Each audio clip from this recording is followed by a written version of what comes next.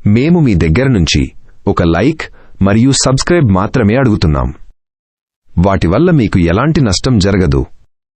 మా స్టోరీ ఎలా ఉందో కామెంట్స్లో తెలియచేయండి. అది దేవరకొండ అనే చిన్న ఊరు. ఆ ఊరి పక్కనే పెద్ద అడవి ఉంది. ఆ ఊరి నుంచి కొంత దూరంలో ఒక టౌన్ ఉండేది. చుట్టుపక్కల ఊర్లలోని జనాలు ఆ అడవి మార్గం గుండా టౌన్కి వెళ్లేవారు.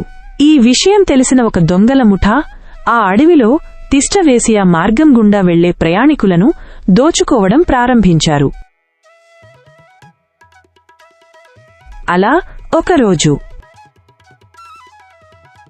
ఈ అడవి చాలా పెద్దదిగా ఉంది. ఎంత వెళ్లినా ఇంకా వస్తూనే ఉంది. అంతేకాదు, ఈ అడవి మార్గం చాలా భయంకరంగా కూడా ఉంది. దొంగలు ఆ ప్రయాణికుడికి ఎదురుగా వచ్చి, మర్యాదగా నీ దగ్గర ఉన్న సొమ్మంతా మాకు ఇచ్చేయి, లేదంటే ఇప్పుడే నీ ప్రాణాలు పోతాయి.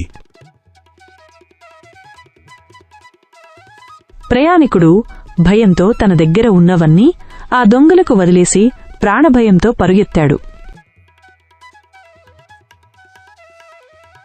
అలా రోజూ వచ్చే ప్రయాణికులను దోచుకోవడంతో కొన్నాళ్లకు జనాలు దొంగల భయంతో ఆ అడవి మార్గం గుండా టౌన్కి వెళ్లడం మానేశారు.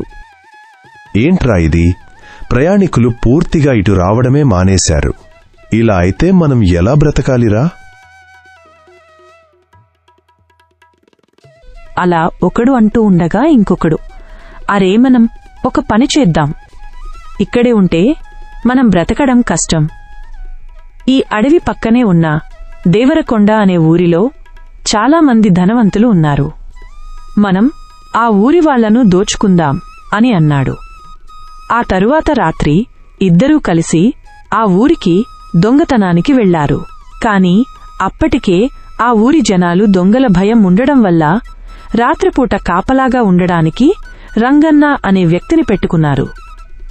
రంగన్న రాత్రిపూట ఊరిలో కాపలా కాయడం చూసిన దొంగలు భయంతో వెనక్కి వెళ్లిపోయారు. తరువాత ఒకడు ఇలా చెప్పాడు, మనం పులివేషం వేసుకుని ఊరిలోకి వెళ్లి జనాలను చంపి తింటాం అని భయపెట్టి వారి సొమ్మును దోచుకుందాం. అలా పులివేషం వేసుకుని పెద్దగా గర్జిస్తూ ఊరిలోకి వెళ్లి ఒక ఇంటి దగ్గర ఆగారు. ఆ శబ్దానికి ఆ ఇంటివారు లేచి భయంతో చూస్తూ ఉండగా పులివేషంలో ఉన్న దొంగలు ఇలా అన్నారు, ఇప్పుడే మీ ఇంట్లో ఉన్న సొమ్మంతా మాకు తీసుకువచ్చి ఇవ్వండి, లేదంటే మిమ్మల్ని చంపి తినేస్తాం. పులి అలా మాట్లాడడంతో వారికి భయం ఇంకొంచెం ఎక్కువైంది.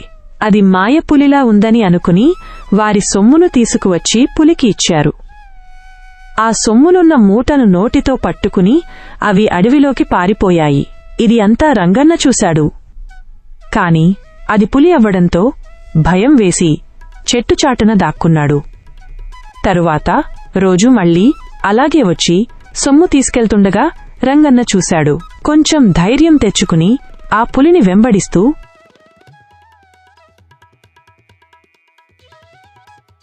వెనకాలే వెళ్లాడు.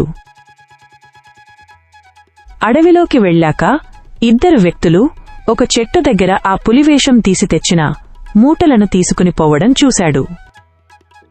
ఆహా, ఇదంతా మీ పనా? సరే, మీ సంగతి రేపు చూస్తాను.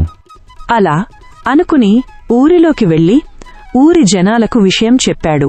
ఊరి జనాలు అంతా దొంగలను పట్టుకోవడానికి రంగన్నతో కలిసి ఒక పథకం వేశారు.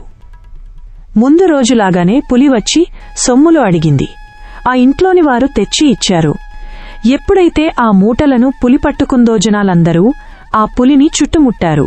ఇక చేసేదేమీ లేక దొంగలు వేషాలు తీసి నిలబడ్డారు. అప్పుడు ఊరి జనాలు వారికి దేహశుద్ధి చేసి దొంగిలించిన సొమ్మును వసూలు చేశారు.